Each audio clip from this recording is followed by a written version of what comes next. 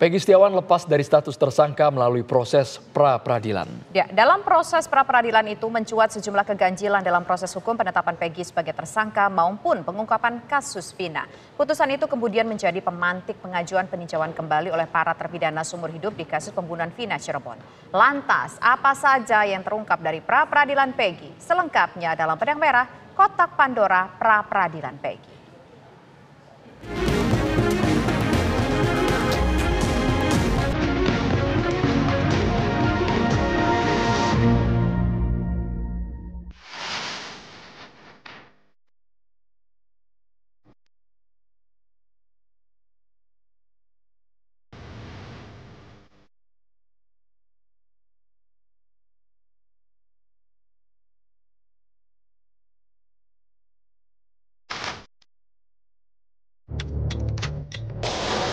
Senin 8 Juli 2024, Hakim Tunggal Eman Sulaiman membacakan putusan sidang. Demikian putusan sudah dijatuhkan, intinya permohonan pra-peradilan dari pemohon dikabulkan.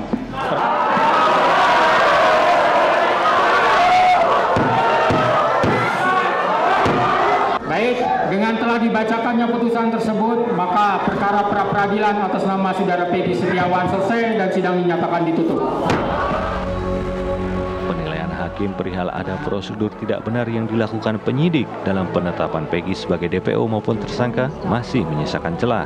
Peggy Setiawan disebut-sebut masih dapat kembali ditetapkan sebagai tersangka jika proses penyelidikan diulang dari awal. Ditambah, polisi juga harus memiliki bukti yang lebih kuat.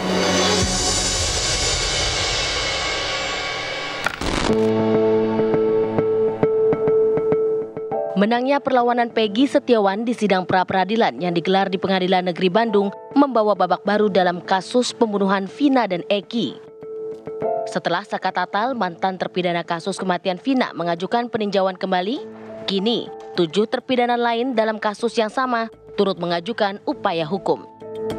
Ketujuh terpidana adalah Jaya, Supriyanto, Eka Sandi, Hadi Saputra, Eko Ramadhani, Sudirman, dan Rivaldi Aditya Wardana. Mereka menganggap ada kejanggalan dalam proses persidangan yang dulu mereka jalani. Kuasa hukum membeberkan sejumlah alasan yang kuat dalam pengajuan peninjauan kembali nanti. Antara lain adanya kesalahan prosedur dalam penyelidikan dan pertimbangan hakim yang tidak objektif. Serta ada sejumlah bukti yang tidak disampaikan dalam persidangan tahun 2016 silam. Benang merah kasus kematian tak wajar Vina dan Eki bisa jadi terkait erat dengan kronologis sebelum peristiwa, ketika peristiwa, dan beberapa hari penting setelah kematian mereka. 27 Agustus 2016, Eki dinyatakan meninggal dunia sebelum tiba di RSUD Gunung Jati, Cirebon. Kaku mayat pada jasad Eki menunjukkan Eki telah meninggal setidaknya 2 jam sebelum kaku mayat tersebut mulai muncul. Ayah Eki yang juga anggota polisi merasa curiga dengan penyebab kematian tak wajar anaknya. 28 Agustus 2016, sekitar pukul 1:45 dini hari, Vina berhenti bernafas dan dinyatakan meninggal di RSUD Gunung Jati, Cirebon. Polisi menyatakan Vina dan Eki menjadi korban kecelakaan tunggal. 29 Agustus 2016 sekitar jam 4 sore, Rudiana mendatangi Polsek Talun untuk mengecek kondisi motor anaknya yang ternyata tidak rusak parah. Rudiana semakin yakin bahwa penyebab kematian anaknya bukan karena kecelakaan tunggal, tetapi karena kemungkinan dibunuh.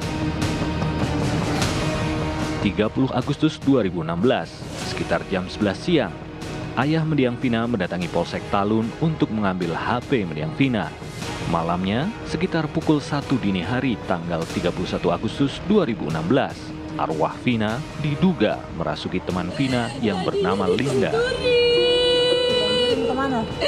Ke motor, terus ke aspal. 31 Agustus 2016, sekitar jam 10 pagi, Rudiana bersama rekan-rekannya anggota polisi mencari informasi ke teman-teman Eki.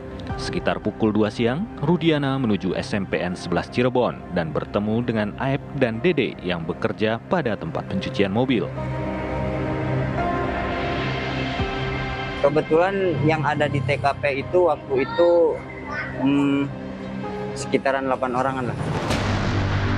Sekitar jam 4 sore, saksi mata menginformasikan para pelaku sedang berkumpul di depan SMPN 11. 8 orang pelaku langsung ditangkap dan diinterogasi, sementara 3 orang pelaku sudah kabur dan tidak ada di rumahnya.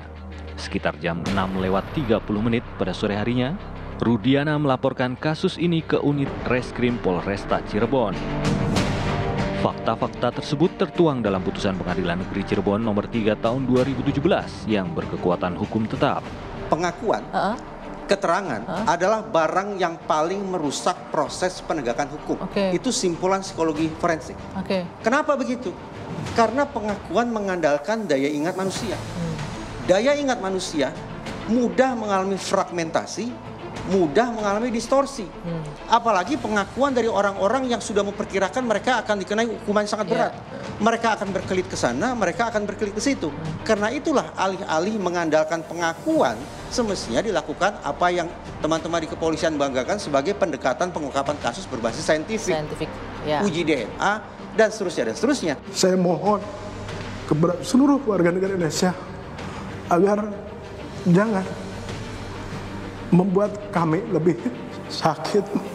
Eki adalah anak kandung kami yang mana menjadi korban daripada kelompok-kelompok yang kejam. Hasil pembongkaran makam dan pemeriksaan mayat terhadap Vina dan Eki tersebut dituangkan dalam Visum et Repertum tanggal 13 September 2016.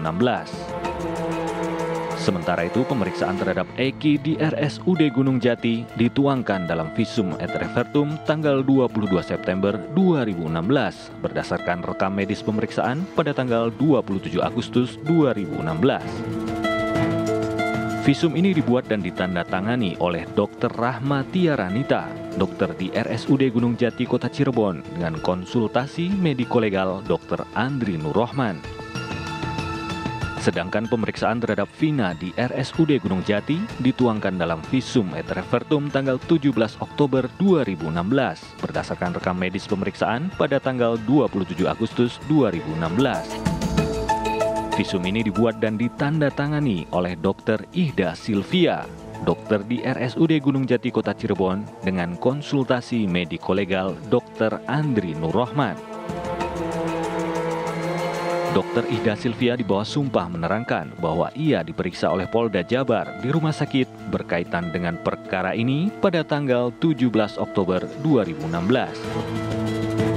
Selanjutnya, dalam proses persidangan di pengadilan, 11 orang menjadi terpidana, 3 orang diantaranya menjadi DPO, sementara sisanya divonis seumur hidup. Selain 1 orang anak yang masih di bawah umur. Namun sebagian fakta hukum disusun berdasar keterangan dari saksi kunci yang di BAP tanpa disumpah sebelumnya.